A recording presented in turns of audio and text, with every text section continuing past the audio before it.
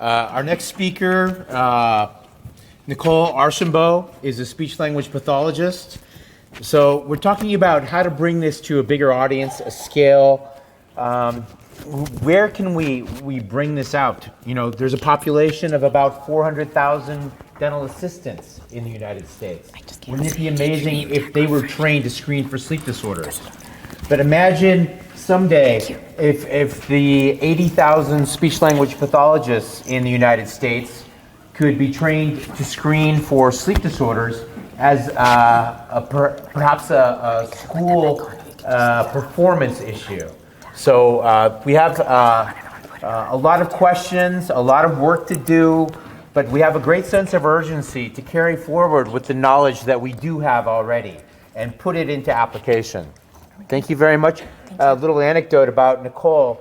2 years ago, or maybe just a year ago, she won an award for having published the third most influential scientific paper or in a peer-reviewed journal in the United States for the year 2018.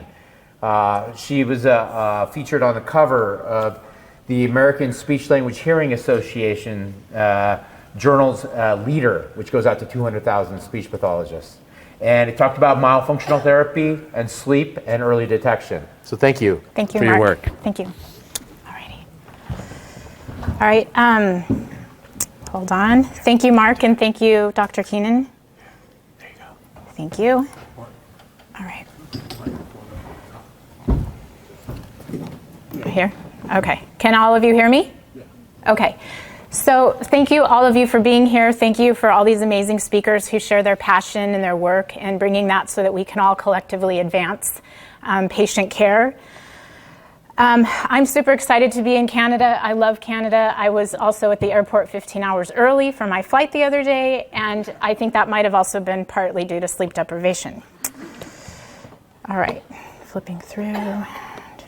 So I have no relevant disclosures. I want people to consider today, when you're thinking about sleep-disordered breathing, is this an educational issue or a medical issue?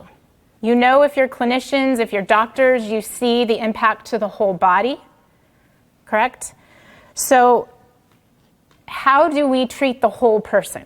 It's no longer appropriate to say this is only for a medical person, this is only for a school-based person. I really truly believe we have to cross our silos, and we need to hold hands and work together, because this is what our interdisciplinary teams should look like. And most of the times they do. You can see that we have myofunctional therapists, we have dentists, orthodontists, pediatricians, ENTs, pulmonologists, sleep doctors, osteopaths, psychologists. There's more people that should be on this slide, but they're not. The core person, of course, is our patient and their family driving care. And why do I have a star with a question mark? Because who are we missing? In my mind, I feel like we're missing educators. Okay, I'm going to share with you my capstone project from Johns Hopkins today, and I'm going to first go through what my mindset was in getting to why we needed to bring educators to our interdisciplinary table. So in the Los Angeles Unified School District, which is the second largest school district in the United States, children have 180 days of instruction per year. And they get approximately 32 hours a week of instruction. The people that spend the most time with these children are their teachers, even more time than their parents, okay? And so we can have a role, whether we're speech pathologists or dental hygienists or PTs or OTs in schools, school nurses, to really help give educators a new lens to look through when they're seeing our children with sleep-disordered breathing. Okay, we know from research, we know from clinical practice that children's executive function skills are impacted, and these are number one predictors of academic success. So that's all of your prefrontal cortex, the frontal lobe, looking at attention, memory, problem solving. Okay, there's been meta-analysis done on learning in academics and all the areas in the core areas of learning that are impacted by sleep-disordered breathing. There's an impact to speech and language, social skills, how children self-regulate their behaviors, and their emotional health. Kind of the bridge of the nose is, in my mind, what we could also be arming teachers with, the ability to start looking at children's oral resting postures, which we're going to go into. What does their forward head posture convey? And what about teeth crowding and malocclusion? Okay, so when we think about sleep-disordered breathing, we know there's deficits that cross all areas of childhood function. I know as a speech and language pathologist, every area within my scope of practice is impacted by sleep-disordered breathing. Some of this feels a little depressing. So I put the glasses half full in the middle because we have so many opportunities with airway and sleep to make a difference for these kids. And in our school settings, and I'm sorry I don't know more about the setting in Canada, when we look at optimizing functions and getting buy-in from schools, we can see improvements in attendance, which is how schools in the United States get funded. We can see a difference in test scores and graduation rates. So in 2018, there were 3.2 million full-time equivalent teachers in primary and secondary public schools in the US. This is for 35 million children, okay?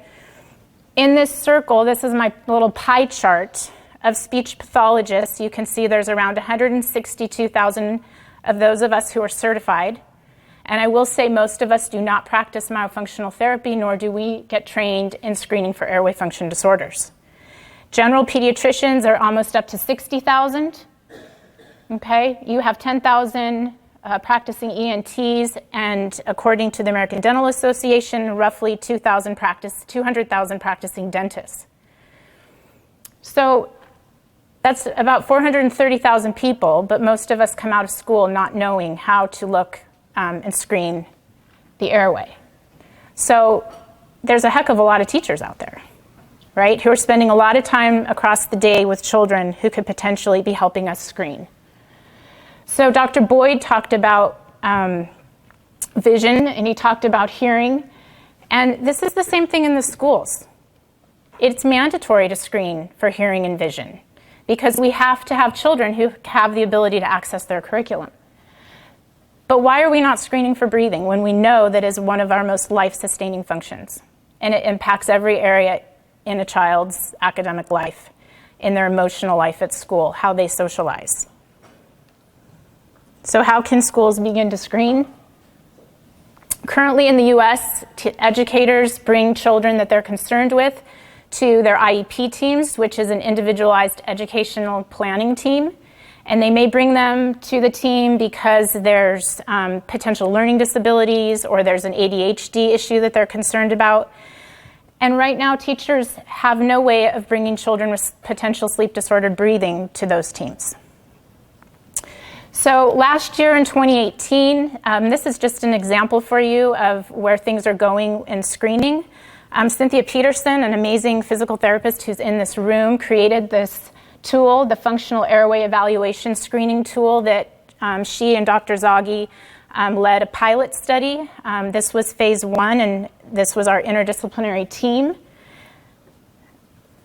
This tool had about, well, I think we had 21 data points or data sets where we collected data. Okay. Some of these things are using like a Friedman score, percentage of incisal show, looking at swallow patterns, mentalis strain. And since then, it's now been moved into some of the medical and dental arenas, and it's been shortened. This is just to not spend too much time on it, but just to give you an idea of some things that are out there that maybe we'll get to use in school settings when they're a little further along. So we're going to move into what I did with my capstone, hoping that speech pathologists could team with educators to start getting kids identified in schools and building those bridges between the educational and the medical communities. So the goal is to increase educators' knowledge in the importance of healthy nighttime sleep breathing, and really how do we define it, and what is the prevalence? Okay. Raising awareness amongst educators of the widespread impact of sleep-disordered breathing on childhood functions that really are going to impact them in the classroom.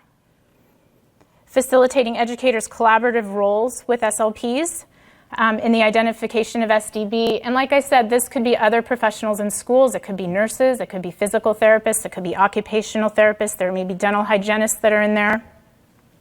And then we want to help highlight management options and next steps, because we know that identification alone without management and next steps is only one piece to the puzzle. So to start with, educators needed a shared vocabulary. What is sleep-disordered breathing? And I'm sorry if this is repetitive. You probably all know this in this room. This is an umbrella term consisting of a continuum of severity, starting with mouth breathing, which we know is not benign, neither is primary snoring, upper airway resistance syndrome, and obstructive sleep apnea. According to Gazal, 6 to 27% of children have sleep-disordered breathing. A study out of Brazil in 2009 showed that roughly 55% of children mouth breathe, which is a huge number. It is most prevalent in the 2 to 8 year range, as you know, because of the lymphatic tissues and the size of those tissues in relationship to the craniofacial respiratory complex. Kevin, were you listening?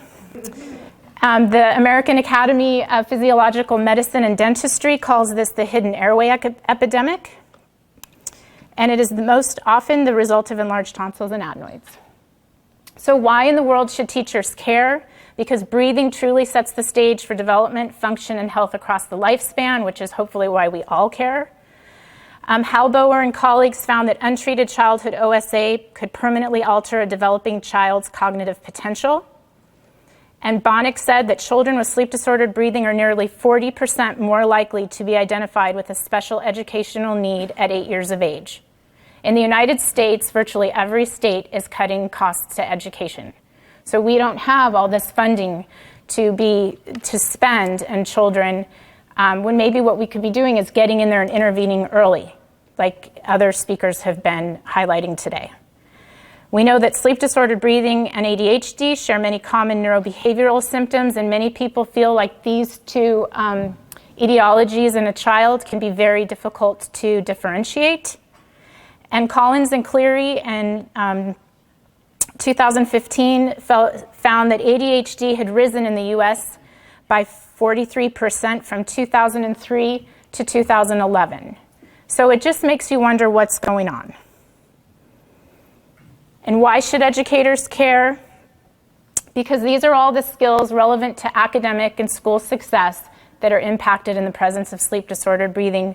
We can read about this in numerous research articles. We see it in practice. Executive skill functioning, academic performance, speech, language, and social communication, behavioral and emotional health. So common questions that people might ask: what in the world should normal nighttime sleep breathing look and sound like? Well, first of all, we shouldn't hear it. Okay, breathing should be inaudible, and the tongue should be gently suctioned to the hard palate with the lips closed. And thank you. Daytime breathing. Why does that matter? Because oftentimes nighttime sleep breathing issues have their origins in daytime breathing patterns, right? We breathe 24/7 around the clock. So an already compromised airway in the daytime does not improve or look better in a supine position for sleep when the oropharyngeal muscles are relaxed. So educators can start with number one, which again could be a speech pathologist or someone else trained to help them identify classroom behaviors, some physical observations in children, using some parent sleep questionnaires, and finally getting to the SLP for screening. Classroom behaviors that are red flags include aggression. We know that children with sleep-disordered breathing have a 50% greater chance of exhibiting bullying behaviors. We might look for emotional outbursts and difficulty with self-regulation. These kids are easily distractible, hyperactive, and they appear to have a lot of energy or needing to always be on the go. So they're kind of like the kids were literally just peeling off the ceiling. A lot of teachers want to know why they're seeing what they're seeing, and that's what we need to do when we present these lists. It's not just good enough to say these are the signs and symptoms to look for. We want to know, why is it occurring? So this is one of my favorite quotes by Emerson: people only see what they are prepared to see. So how do we help teachers prepare for the physical observations they can look for? They can certainly start by looking at the adaptations of the body that are used to open the airway when it's compromised. This may be a lips open at rest posture, okay, when an individual is not speaking, coughing, or sneezing. A low forward tongue posture, again, getting the tongue out of the airway. The body will always choose to live and survive. A forward head posture. And there will be alterations to structures and functions, such as teeth crowding, malocclusion. From a speech perspective, we see interdentalized speech sound production, which is the tongue between the teeth, for S, Z, L, T, D, and N, sounds that we should be making at that alveolar ridge. And sometimes a hyponasal voice quality indicating that there are enlarged adenoids. The American Psychological Association created a task force looking at some of these subjective pediatric sleep measures. They looked at 21 to see which were well established with evidence-based criteria. And this is a list including the Childhood Sleep Habits Questionnaire, the PSQ. I think a lot of you are familiar with these already, so I won't go through them. I did add the bears just to put this on people's radar. And what can SLPs do in our own screenings? Because we know that the mouth kind of tells all. We can look for enlarged tonsils with a Brodsky score. We can look for presence of a tongue tie. Tongue thrust in both speech and swallowing, malocclusion and teeth crowding. We might notice, what does the roof of the mouth look like? And again, using a Friedman score to be able to see the size of the oral pharyngeal space, and is there a presence of tongue scalloping? So we know that management options moving beyond all of this are complex, varied, and multidisciplinary. They may, as it's already been said before today, include surgical removal of tonsils and adenoids, CPAP, pharmacological interventions, lifestyle changes, sleep hygiene programs. As some of my colleagues in here are practicing airway-centric dental and orthodontic treatments, and of course, myofunctional therapy. So after we get all of this, what do? Of course, we share this with parents, and we really need to look at giving them appropriate referrals within a medical community. So that first step should be the pediatrician. We know they're the gatekeepers of children. I always tell teachers and parents that your pediatrician may not be up on all this, but that doesn't mean you stop, okay? You go to the next person who could be the ENT or the sleep doc or the pulmonologist, okay? You briefly, parents need to know what some of these options are as we're looking at addressing the whole child. Whoops, sorry. Again, it may be the ENT to assess and manage lymphatic tissues, an allergist to manage the allergies. Okay, sometimes we're doing the airway-centric orthodontia and dentistry for palatal expansion, for that orthopedic remodeling to optimize the airway. And it could be an SLP, it could be a dental hygienist, PT/OT trained with a myofunctional background to retrain oral functions and nasal breathing, because it's not just enough to train structures, we have to train the functions. And I really like this quote by Verma et al., that the impact of sleep-disordered breathing on the growth and development of a child may have detrimental effects on health, neuropsychological development, quality of life, and economic potential. Therefore, SDB in children should be recognized as a public health problem as in the adult population. And I think that's really true. So when I spent a year doing a graduate certificate program at Johns Hopkins, Sarah Johnson is a pediatrician who presented, and she looks at a lot of stress and trauma in early childhood and what's going on to the fetus in the womb. And she said we must protect people's potential. And I kind of want to leave you with that thought. because I think that's what we're all doing when we look to intervene early and when we look to expand our circles and get outside the medical arena and kind of cross that bridge and join with educators and professionals in other disciplines. And so hopefully you'll all continue to be part of the wake-up call to action. I'm happy if anybody needs references or wants these slides, I'd be happy to share. Thank you very much.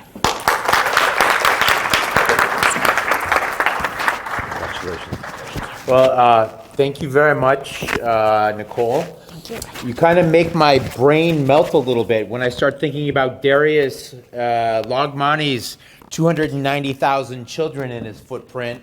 Imagine if the corresponding 20,000 teachers, in that footprint were 29,000 teachers, started screening for sleep disorders and myofunctional disorders. How's he going to handle that with one sleep director and 665 myofunctional therapists?